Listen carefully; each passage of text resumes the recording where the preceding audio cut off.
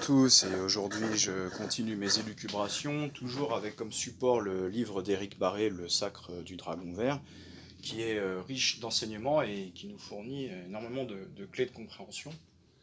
Et aujourd'hui je voulais parler plus particulièrement des problèmes de couple, et du couple en général. Avec toujours ce même souci de rattacher les enseignements spirituels à la réalité du quotidien. La théorie et la pratique sont très souvent très à l'opposé. C'est-à-dire que par exemple, vous pouvez avoir pratiqué toutes sortes de choses, des arts énergétiques, du yoga, du jeûne, avoir lu tous les bouquins possibles et imaginables de ce qu'on appelle le développement personnel. Je reviendrai plus tard un peu sur cette notion et ce que j'en pense. Et malgré tout, la vie arrive et elle vous met une grosse claque, et en fait vous apercevez que mais tous ces trucs-là, finalement ça ne vous avait pas pénétré vraiment de manière très profonde, et vous êtes finalement toujours, vous êtes ballotté par la vie et par ses vicissitudes, et vous êtes comme en fait une coquille de noix sur un océan déchaîné, et en fait vous n'avez strictement aucun contrôle, vous êtes submergé. Il suffit qu'il y ait un décès, une maladie, vous voyez, des épreuves vraiment difficiles, on va dire, de la vie. Et finalement, tous ces enseignements spirituels ne pèsent pas grand-chose comparé à tout ça. Car finalement, ce sont eux les vrais maîtres, les vrais enseignants. Ce sont ces épreuves. Je parlais d'ailleurs, là, j'étais au téléphone avec ma sœur, et je lui parlais justement de certaines de mes amies, on parlait du thème du viol. Et je lui disais à quel point j'étais choqué de voir finalement le nombre de femmes autour de moi qui ont été violées. J'avais pas du tout conscience que c'était un problème de société finalement. Alors est-ce que c'est parce que moi j'ai rencontré des gens et ça ne représente pas forcément ce n'est pas forcément un échantillon représentatif de toutes les femmes, mais j'ai quand même été choqué d'apprendre à quel point il y a des femmes autour de moi, le nombre de femmes autour de moi qui ont vécu des incestes ou des viols ou des choses comme ça. Et en même temps, ce sont des amis très proches, et ce sont des femmes vraiment très lumineuses, voilà, qui ont une très belle énergie que j'aime, hein. Et donc le fait que j'aime ces femmes parce qu'elles sont aussi extraordinaires, seraient-elles si extraordinaires si elles n'avaient pas eu ce vécu? Vous voyez, on est tous le produit de notre histoire. Et donc si on ne se réfère pas à une notion de bien, de mal, de juste, d'injuste, et simplement qu'on regarde ça on va dire l'aspect karmique, c'est-à-dire karma c'est l'action, hein, c'est simplement le rapport de cause à effet, la causalité, le fait qu'elles aient je sais pas, cette vision de la vie, cette joie de vivre, cette énergie, etc., c'est en partie parce qu'elles ont vécu ces choses extrêmement dures. Donc si je voulais être dans la provocation, je dirais c'est grâce au fait qu'elles se sont faites violer que maintenant elles ont cette énergie aussi extraordinaire. Alors dit comme ça paraît hyper provocateur, mais si vous avez un minimum d'intelligence, je pense que vous comprenez ce que je veux dire. Peut-être un exemple plus simple, vous allez à un enterrement, il se passe toujours quelque chose d'extrêmement profond dans les enterrements, c'est-à-dire qu'à un moment donné, il y a l'émotion, emotions are running high, ok, les émotions sont très intenses, il y a aussi le fait que vous êtes en groupe, vous communiez autour du deuil, etc., qui est en plus présenté dans notre culture, hein, je parle bien sûr de notre culture, comme quelque chose de triste, hein. Et forcément, ça vous ramène à votre propre vie, quoi. À un moment donné, vous êtes là, vous voyez un cercueil, vous dites merde, est-ce que je suis pas en train de faire de la merde, est-ce que je suis vraiment en train de profiter de la vie telle qu'il faut, etc. Vous voyez, ça pose des questions, quoi. Donc bref, c'est des élucubrations, donc évidemment, je suis pas en train du tout de suivre le plan que je m'étais fixé, puisque je voulais parler du couple. Et donc, pour parler du couple, quoi de mieux que de parler de mon couple. Donc déjà, la dernière fois, je vous avais expliqué que c'était compliqué, que j'étais dans des grosses tensions, etc. Et donc j'étais aussi sur cette idée de tension, décontraction, libre arbitre. Vous êtes dans la tension, donc à un moment donné, vous êtes obligé de prendre une décision, mais est-ce que vraiment vous prenez la décision, ou c'est simplement la tension qui se résorbe et qui va finalement forcément vers plus de décontraction? C'est-à-dire qu'à un moment donné, quand une tension, oui, c'est comme un élastique, quand il est trop tendu, soit il pète, soit vous lâchez les bords et il revient à sa forme initiale, qui est la décontraction. Je trouve que c'est pas mal ça comme métaphore. Ouais. Donc toute tension a vocation à soit finir dans la décontraction, soit dans la rupture, qui amène du coup une nouvelle décontraction. C'est-à-dire qu'une fois que l'élastique est pété, il redevient souple. Oui, je reviens à mes moutons, à mon histoire de couple. Donc ça fait des années qu'avec ma femme, c'est pas formidable. On n'a pas vécu cette espèce d'âge d'or auquel des fois les couples se raccrochent, c'est-à-dire au début de relation, c'est tout beau, c'est tout rose, c'est formidable. Après, les choses font que voilà, ça devient plus compliqué. D'ailleurs, Sadhguru le dit souvent, hein, il dit vous allez bien et tout, jusqu'à ce que vous rencontriez un partenaire, vous vous mariez, et là les choses commencent à se gâter. Donc je pense vraiment que la relation de couple, en termes d'enseignant, quand Éric Barret dit c'est la vie votre enseignant, je pense que la vie de couple c'est un des enseignants majeurs de la vie, quoi. Ma femme me disait aussi, la vie t'amène toujours la personne idéale pour toi. Et d'ailleurs, j'en parlais avec elle hier parce que j'ai réussi à rétablir un peu un dialogue quand même. Et je lui disais, mais rends-toi compte euh, à quel point c'est formidable que je sois dans ta vie et à quel point c'est formidable que tu sois dans la mienne. Elle me dit, ouais, sans moi, tu serais devenu un alcoolique à Ganjo. C'est pas impossible, c'est un chemin qui était là. J'ai dit, ouais, mais sans moi, t'aurais fini en HP, quoi. Ce qui est pas impossible non plus. Et ça me fait penser à ce que disait Stéphane Edouard en analysant je sais plus quel couple où la nana disait, ouais, c'est génial, mon mec il me laisse tout faire, il me laisse être tel que je veux être et tout. Et il parlait du fait que en gros on a notre pente naturelle, c'est-à-dire ce qu'il appelle la pente, c'est un peu cette inclination à se laisser aller, quoi, simplement, si on se met pas un peu des coups de pied au cul. Et que en fait dans un couple, l'idée c'est pas que l'autre t'encourage sur ta pente, quoi. Et là de ce côté-là, moi je suis bien tombé parce que là ma femme clairement, ma pente naturelle, elle l'a inversée, quoi. C'est-à-dire que effectivement j'aurais pu finir, j'en sais rien, peut-être drogué, alcoolique, addict aux putes, en Chine. Et au final, je suis un père de 42 ans, en pleine forme, quoi, même. Donc c'est aussi quelque part grâce à elle. Mais il fallait, je pense, un mec comme moi pour être capable de supporter une femme comme elle, quoi.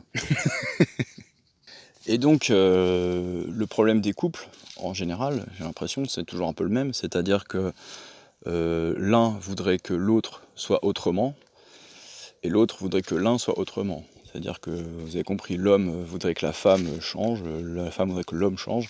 En fait, tant que vous êtes dans cette espèce d'attente d'un changement, vous êtes dans cette tension et rien ne se passe. Moi, je vois mes parents, par exemple, en fait, ma mère, elle a passé sa vie à attendre, quoi. Et jusqu'au jour où on lui dit, mais prends-toi en main, va faire du yoga, faire je sais pas quoi, et arrête d'attendre, et, et vis ta vie, quoi. Et donc la seule rédemption possible de cette situation, c'est accepter l'autre tel qu'il est. Et dans les enseignements spirituels, il est souvent stipulé que ça ne sert à rien d'essayer d'analyser avec le mental, que les compréhensions subtiles ne se situent pas au niveau du mental et que c'est pas des réflexions, des raisonnements qui peuvent donner accès à l'essentiel. Que ça se passe à des niveaux plus subtils, souvent on parle du cœur. Moi j'ai déjà parlé dans une élucubration précédente du cœur, donc ici c'est plutôt au sens métaphorique qu'il faut l'entendre, ou peut-être au sens de intuition, pressentiment, quelque chose de cet ordre-là. Quoi qu'il en soit, et ben là j'ai eu un exemple que c'est pas toujours possible, enfin c'est pas toujours possible, c'est pas toujours vrai, que parfois bah, le mental ça aide aussi à résoudre des problèmes. Donc là je vous donne un exemple très concret, donc je vous raconte ma vie, il faut savoir que il y a déjà un petit bout de temps maintenant, ça fait un peu plus d'un an, ma femme est partie 6 mois avec les enfants, officiellement parce qu'elle désapprouvait de ma manière de faire avec eux, et officieusement parce que j'ai eu une histoire d'amour avec une autre fille qui a duré que très peu de temps, mais bon bref, voilà. Et depuis cette époque, en fait, bon déjà c'était pas extraordinaire avant. Là ça a été pareil, en fait on était arrivé à une tension maximum, c'est-à-dire que moi j'étais arrivé à une tension maximum, donc il s'est passé cette chose, on va dire quelque part l'univers m'a envoyé un peu cette fille. C'était une rencontre assez bouleversante, très, très puissante, qui a amené à donc une rupture, comme je disais, avec la métaphore de l'élastique. Et puis depuis, ben, on est revenu dans une espèce de truc qui est quand même une tension, quoi. Je pensais qu'il allait avoir un véritable changement, une nouvelle dynamique, puis finalement non, on est retombé dans les mêmes travers. Et donc, là, il y a quelques jours, il y a très très récemment, j'ai renoué un peu le dialogue et je lui ai dit, écoute, mais qu'est-ce que tu veux?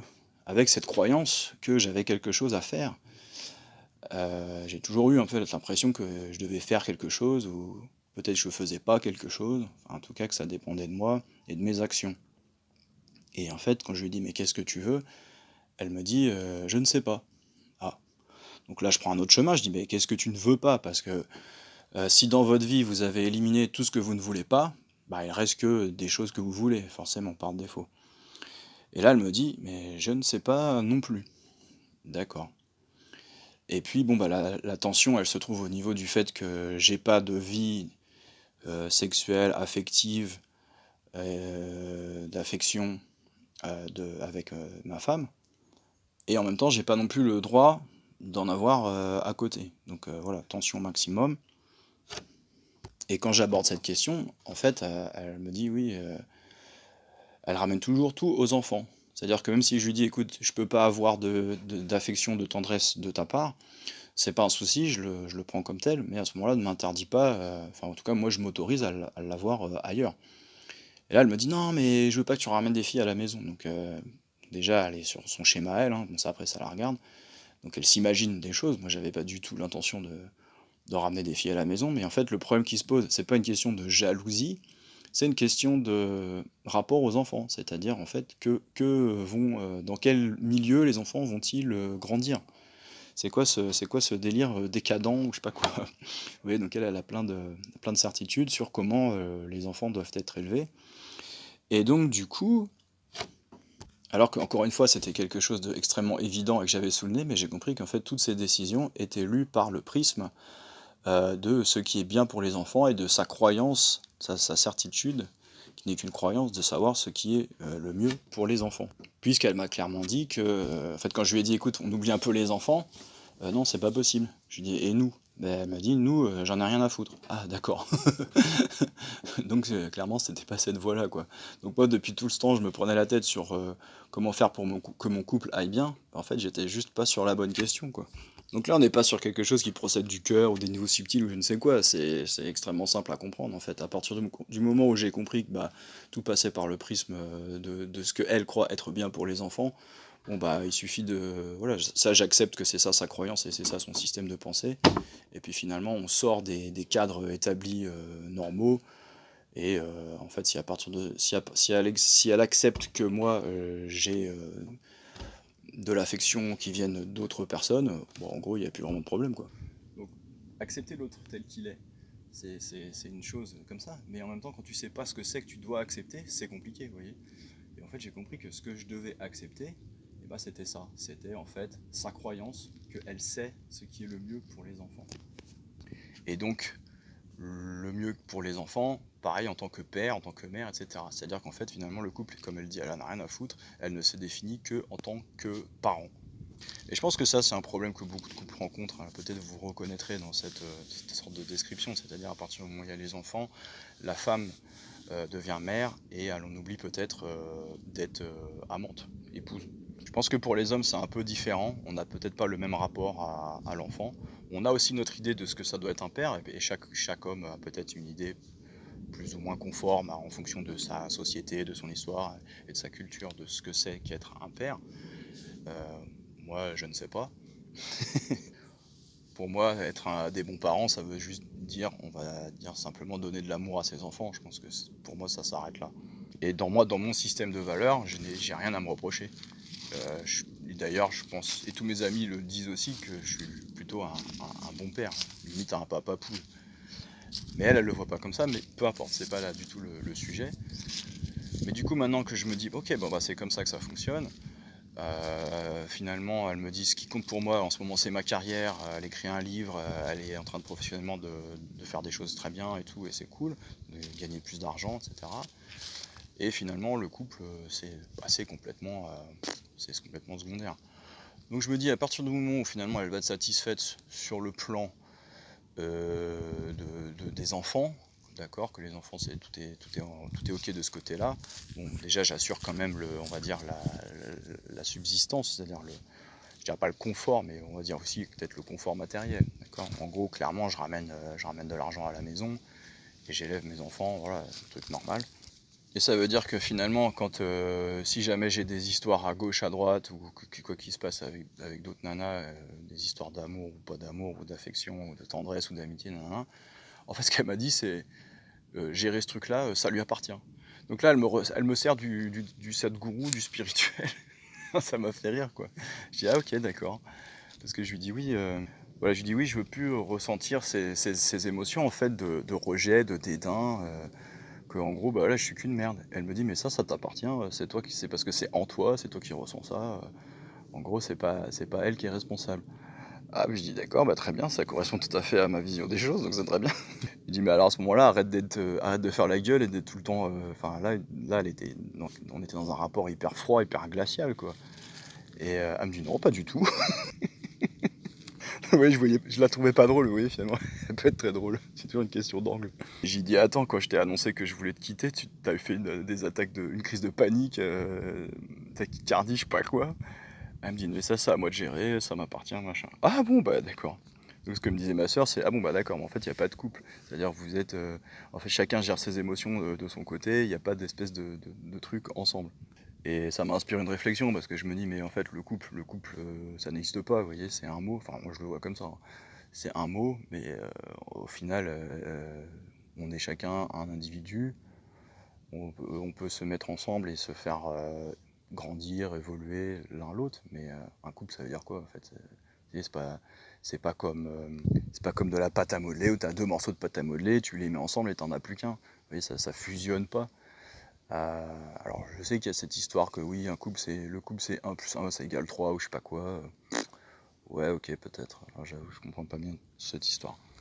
Et donc du coup, bah, je me dis, bah voilà, j'ai juste à finalement être le bon père, et puis tout l'aspect annexe qui paraissait tellement important de vie sexuelle, etc. Bah finalement, je peux le vivre en détente à l'extérieur de mon couple, d'accord? Parce que j'ai carrément dit, hein, j'ai dit si tu veux, on n'a qu'à dire qu'on est colocataire, et puis voilà quoi. Donc ça l'a fait rire, et voilà, j'ai dit moi je suis prêt à accepter voilà, qu'on n'ait plus de vie sexuelle, affective, etc. On est juste des parents, mais à ce moment-là, voilà, j'ai le droit d'avoir cette vie-là ailleurs. Je dis par contre, tu te balades pas en string devant moi. Bon, bref, ça c'était un autre sujet. Donc du coup, c'est en train de se résoudre un peu comme ça, c'est-à-dire bah, finalement, oui, on arrive sur cette espèce de truc. Alors effectivement, ça correspond pas aux cases normales, et je pense que finalement, on en revient toujours au même point, c'est-à-dire que bah, on vit dans des référentiels, et des croyances, et c'est ça qui fait souffrir en fait. Ça, je l'ai toujours dit depuis très longtemps. Je disais d'ailleurs, si un homme pouvait tirer son coup quand il veut, il n'y aurait pas de couple. Ça n'existerait pas le couple. Parce que finalement, le couple, c'est pourquoi les mecs se mettent en couple, c'est pour pouvoir baiser quand ils veulent. C'est aussi simple que ça. Et après, quand il y a les enfants, tu deviens parent, et là, c'est une autre dynamique. C'est-à-dire que là, le couple, ça devient en fait la base de soutien de, de ces vies qui sont amenées sur Terre, et que la société, encore une fois, nous dit qu'on doit. Bon, après, je dirais, c'est pas vraiment la société, c'est peut-être plus biologique que ça, parce que si tu prends les animaux, j'aime bien me référer aux animaux, parce que je trouve que les animaux, c'est les humains sans le mental, quoi. Donc, quelque part, tu regardes un comportement animal, et je trouve que ça donne il y a beaucoup de sagesse à retirer de ça, quoi. Et on voit bien que les animaux, naturellement, s'occupent de leurs petits, quoi. Donc, quelque part, c'est pas anormal que un couple, finalement, mette en place ce qu'il faut, avec, bien sûr, les codes de la société, c'est-à-dire travailler, ramener de l'argent, nourrir ses enfants, leur fournir un toit, des vêtements, etc. Ça paraît assez naturel. Mais je pense que comme il y a cet imaginaire de un couple, vous voyez, un peu le conte de fées, quoi. Un couple, c'est formidable, nanana. Il y a cet imaginaire-là, et du coup, quand la vie ne se conforme pas à ça, parce que la réalité, c'est pas ça, ah bah, il y a souffrance. Mais finalement, si on se dit, bah voilà, maintenant on n'est que parents, et puis finalement, l'affection, le sexe, etc., qui sont des problématiques peut-être qui s'évacuent aussi avec le temps, hein, en vieillissant, on peut le faire autrement, simplement en ayant suffisamment d'ouverture d'esprit, et puis bah, ça se passe bien, quoi. Je voudrais juste citer un petit passage du livre d'Éric Barret, donc toujours dans le sacre du dragon vert, où justement il parle des enfants. Alors c'est pour dire à quel point le schéma de ma femme, je l'accepte, mais en même temps, je suis pas du tout d'accord avec. Donc question de la journaliste, parce que j'ai avancé dans le livre et j'ai compris que c'était une femme. Et ces questions sont vraiment très bonnes. Je trouve qu'elle pose vraiment les questions voilà, qu'on a envie de poser à quelqu'un qui nous apparaît comme une sorte de grand guide spirituel, même si lui ne se définit pas du tout comme ça. D'ailleurs, il ne se définit pas. Bref. Mais quand on a mis des enfants au monde, n'a-t-on pas des devoirs envers eux? Aucun. C'est Dieu qui les a mis au monde, c'est Dieu qui les nourrit, c'est Dieu qui va les anéantir. Vous n'avez aucun lien, ce ne sont pas vos enfants. Vous avez une attitude fonctionnelle. Vous les nourrissez si vous avez de l'argent, si vous n'en avez pas, ils meurent de faim. Il n'y a pas de hasard là-dedans, ce n'est pas entre vos mains, ce n'est pas un problème psychologique, rien n'est entre vos mains. Je saute, ce ne sont pas vos enfants, vous vivez avec eux, vous n'avez ni droit ni devoir. Sinon c'est une image, et il y aura toujours une forme d'étouffement. Les enfants n'ont pas besoin d'un père, ils ont besoin d'être libres d'eux-mêmes. Les grosses punchlines spirituelles, j'appelle ça. Ça m'éclate. La suite est excellente. Ils vous demandent d'être libres de leur histoire. Vous leur apportez cela en étant libre de votre propre histoire, de ce que vous pensez être votre histoire. Mais en étant un père, vous ne leur apportez rien, uniquement des concepts, des restrictions. Ce n'est pas vous qui les avez mis au monde, ils sont leur propre père. Qu'est-ce que vous êtes quand vous ne prétendez plus avoir des enfants, quand vous ne vous prenez plus pour un père? Et du coup, tiens, je me dis, c'est peut-être une question que je devrais poser à ma femme. Qu'est-ce qui reste une fois qu'elle se définit plus en tant que mère? Est-ce que justement, c'est pas... Ouais, qu'est-ce qui se passerait si jamais on brisait cette image? Ça, je pense que c'est une question qui peut être intéressante à poser aux femmes. Si vous ne vous définissez plus en tant que mère, qu'est-ce qui vous reste? Si vous vous reconnaissez un petit peu dans cette problématique, vous voyez, de la mère qui est passée du rôle qui est passée de l'amante de la femme, de l'épouse de la femme, de l'amante à la mère, pour n'être plus que la mère. Si vous vous reconnaissez dans cette problématique, je pense que ça peut être une question intéressante de proposer ça, de dire, une fois que tu n'es plus l'image de la mère, qu'est-ce qui reste? Peut-être que quand je parlais de cette différence entre les hommes et les femmes, peut-être que c'est ça une différence fondamentale. Je pense pas que les hommes, on se définisse vraiment comme père, je sais pas. On a l'amour de nos enfants, on se sent aussi une responsabilité envers eux, peut-être certains devoirs, hein, même si, comme disait Eric Barré, finalement ça reste des histoires qu'on se raconte, mais bon voilà, on est tous le produit de notre culture, de notre société, hein. C'est ça en fait la difficulté. Je comprends intellectuellement ce qu'il veut dire, mais c'est tellement difficile de vraiment être libre en fait, c'est-à-dire libre de toutes ces conceptions. Des fois j'en ai un petit goût, parce qu'en le comprenant ou simplement en étant posé là, dans le moment vraiment présent, juste dans comme il dit, la sensorialité, à être simplement dans ses sensations, dans son corps, sans mental actif, on a accès à ce truc-là, mais d'y être complètement tout le temps, je sais pas, wow, ça paraît impossible. Et puis si j'ai bien compris ce qu'il dit, je crois que c'est même pas ça qu'on cherche, puisque finalement, on cherche simplement à vraiment, comment il dit ça, être dans l'accueil même de ces choses-là, quoi. Oui, il n'y a pas à éliminer quoi que ce soit, il y a juste à se rendre compte que c'est là, quoi.